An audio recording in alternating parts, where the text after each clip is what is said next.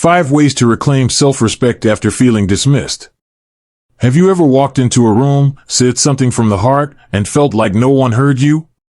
Not just ignored, but dismissed. As if your words carried less weight now than they did years ago. Maybe you've been at a family dinner and suggested an idea, only for someone younger to brush it aside. Or maybe you've spoken up at your community group, and the conversation moved on as if you hadn't said a word. If that's ever happened to you, let me tell you this, you're not alone. And no, it's not your fault. As we get older, it's heartbreaking how often the world starts to treat us like we matter a little less. But the truth is, your voice still matters. Your story, your wisdom, your presence, they are not only important, they're irreplaceable. And I want to talk with you today about something deeply personal, yet powerful, how to reclaim your self-respect after those moments when you felt invisible, small, or simply dismissed. We're not going to lecture or get lost in theories. This is just you and me, talking through real, honest ways to stand tall again. Because self-respect isn't something someone else gives you. It's something you remember you've had all along. Let's start right here, with one of the most important shifts you can make: stop internalizing the way others treat you. See, when someone cuts us off mid-sentence or makes us feel like a burden, our minds often jump to, maybe I really am outdated. Maybe I should just stay quiet. But that's not your voice talking, that's their neglect echoing in your mind. You've lived too long, loved too much, and learned too deeply to let someone else's indifference redefine your worth. When you catch yourself thinking those quiet, self-doubting thoughts, try this: pause. Take a breath. And ask yourself, would I let anyone speak this way to my younger self? Would I let someone talk like this to my own child? If the answer is no, then don't let that voice live rent-free in your head. You deserve better, from others, yes, but especially from yourself. Another way to regain your footing is to stop seeking validation in places where it's rarely given. That might sound harsh, but it's freeing. Sometimes we keep knocking on the same doors, waiting for someone, maybe a grown child, a boss, or even a partner, to finally acknowledge us. To finally say, I see you. I appreciate you. But here's the reality: if someone hasn't learned to value your presence by now, their silence says more about them than it does about you. The trick isn't to knock louder. It's to walk toward spaces where your voice naturally fits. Maybe that's reconnecting with an old friend who listens without interrupting. Maybe it's volunteering where your life experience is respected, not overlooked. Or maybe it's simply journaling your story, because sometimes the first person who needs to truly hear you is you. We tend to forget that self-respect starts with how we spend our time and who we spend it with. Every moment you give to someone who belittles your thoughts is a moment you're not giving to someone, or something, that could lift you up. So choose carefully. Your time is sacred. And your peace of mind? Even more so. Let me share a small story. A woman named Linda, who I met during a workshop for older adults, once told me that after turning 70, her adult children stopped asking for her advice. They act like I'm too old to understand the world now, she said. Like my opinion belongs to another time. So Linda started feeling small. She stopped chiming in during family talks. She started doubting her instincts.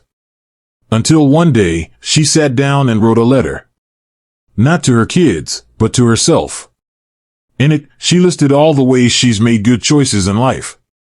The times she stood up for others.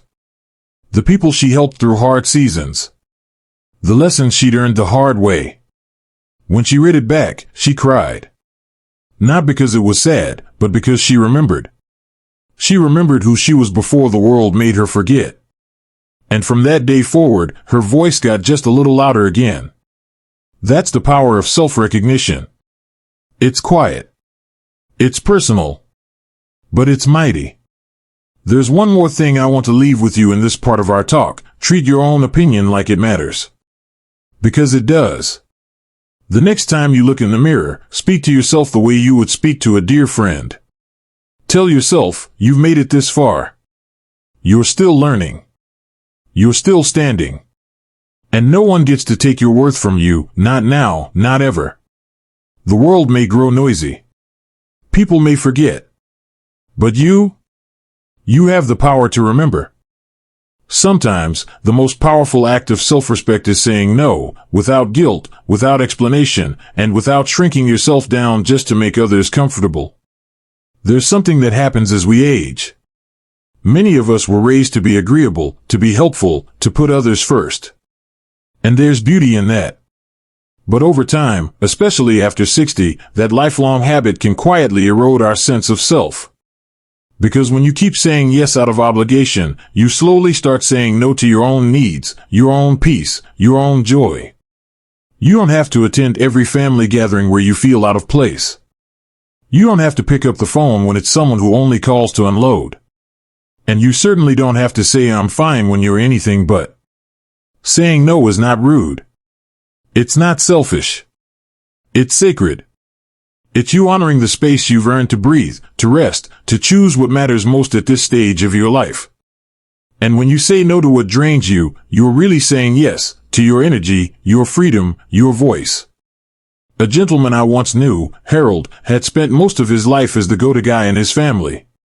Fixing things. Driving folks around. Paying for things that weren't his responsibility. After retirement, he kept doing it, even though his body was tired and his bank account was thinner than it used to be. One day, he told me, I feel like I'm just a tool people pick up when they need something, and put down when they don't. That hit me hard. So we talked. Not about money or chores, but about boundaries. About the quiet strength in saying, I can't do that today. At first, his kids were shocked. A few were even upset. But you know what happened after a few weeks? They adjusted. They learned to respect the new Harold, the one who wasn't always available, but who was always true to himself. That's what reclaiming self-respect often looks like. Not loud. Not dramatic. But steady. Quiet. Firm. A shift that starts on the inside and gently reshapes how others treat you on the outside. Another way to lift yourself up again is to surround yourself with people who see you, not as who you were, but as who you still are. There's something profoundly healing about being in the presence of people who truly get you. People who don't look at your age and think past your prime, but who look at your heart and think, there's so much more to share. It's easy to fall into isolation after 60.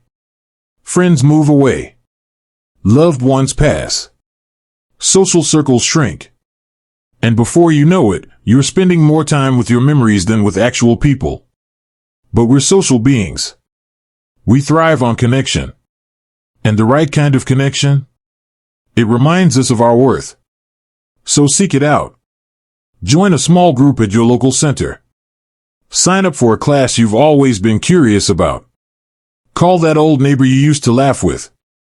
Or even just take a walk at the same park every morning. You'd be surprised how many gentle friendships can start with a simple good morning. You don't need a dozen people to feel whole again. Sometimes one kind, present person can help you feel more seen than a room full of shallow conversations. And when you're around people who remind you of your light, you start walking differently. Speaking more clearly. Standing a little taller. One woman I met, Carol, had spent years caring for her husband through a long illness. After he passed, she felt not just grief, but emptiness. Her role had disappeared. Her phone stopped ringing. And the silence was loud. So she started volunteering twice a week at a thrift store downtown. At first, it was just to keep busy. But what happened over the next few months was beautiful. The younger workers began asking her for advice. Regulars would come in just to talk to her. She even started bringing in cookies on Thursdays, and they called it Carol's Day. She told me, I didn't realize how much I needed to feel needed again. Not out of obligation, but because people truly wanted me around. That's what community can do. It doesn't just fill time. It fills you back up. And maybe that's what self-respect really comes down to, remembering that you are still a giver, a teacher, a friend, a soul with presence, not someone the world has passed by, but someone the world still needs. You don't have to prove anything. You've already lived decades of proof. What matters now is not how loud you speak, but that you speak at all. Not how many people listen, but that you never stop believing your voice is worth hearing. Because it is. There's one more way to truly reclaim your self-respect, and it might be the most personal of all. It's about choosing to see yourself with kind eyes. Not the critical gaze that notices every wrinkle, every forgotten name, every missed step. Not the harsh voice that says, you should have done more, or you're not who you used to be. But eyes that see the full picture. The whole story. Eyes that recognize the courage it takes just to keep showing up, day after day, in a world that often overlooks those who've lived the longest. Because the truth is, it takes strength to grow older with grace. It takes heart to keep loving when you've lost so much. And it takes deep self-respect to look at yourself, not for what's changed, but for what remains. For what's grown stronger, even if quieter. Some days, that self-respect might show up in small ways. Like getting dressed in something you love, even if you're not going anywhere. Making your favorite meal just for you. Standing in the mirror and smiling, not because everything's perfect, but because you're still here. Still breathing. Still becoming. You are not invisible. Not to those who care. Not to yourself. And not to this world, which needs your steady hands, your lived wisdom, your quiet fire. Let me ask you something. When was the last time you spoke to yourself with real compassion? Not encouragement masked as pressure, but true compassion. The kind you give a friend who's gone through a storm. The kind that says, you're doing your best. You've done enough. You are enough. We are so quick to forgive others, yet so slow to forgive ourselves. All the should-haves, all the could-haves, they cling to us like shadows. But what if, today, you let one of them go? Just one. What if you gave yourself permission to move forward not in shame, but in honor? You've made mistakes. We all have. But you've also made progress. You've made people laugh.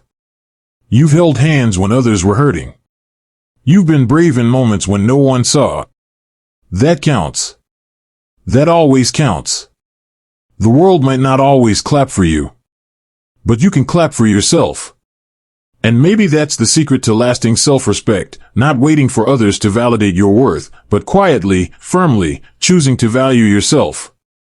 Even on the quiet days. Especially on the quiet days. Because the most powerful voice in your life isn't out there, it's in here. It's the voice that gets to decide, I am still worthy. I am still whole. I am still me. So here's what I hope you carry with you after this conversation. Not just ideas, but reminders. That you don't need to shout to be heard. That walking away from people who dismiss you isn't weakness, it's wisdom. That saying no is an act of self-love. That finding community is possible at any age. And that being kind to yourself is not a luxury, it's a right. You don't need to become someone new to reclaim your self-respect. You just need to come home to the person you've always been. Let that person rise again. Let them be seen. Let you be seen. And if no one has told you lately, let me say it clearly, from the bottom of my heart, you matter. Your story matters. And there is still so much ahead, still so much light in you, still so much life to live with your head held high. If any part of this message touched you, I'd love to hear from you in the comments. What have you learned about self-respect over the years? What helped you reclaim it when you felt it slipping away? Your words might just be what someone else needs to hear today. And if you found this helpful, please give this video a like, it helps more people like you find it. And don't forget to subscribe, so we can keep walking this journey together, one conversation at a time.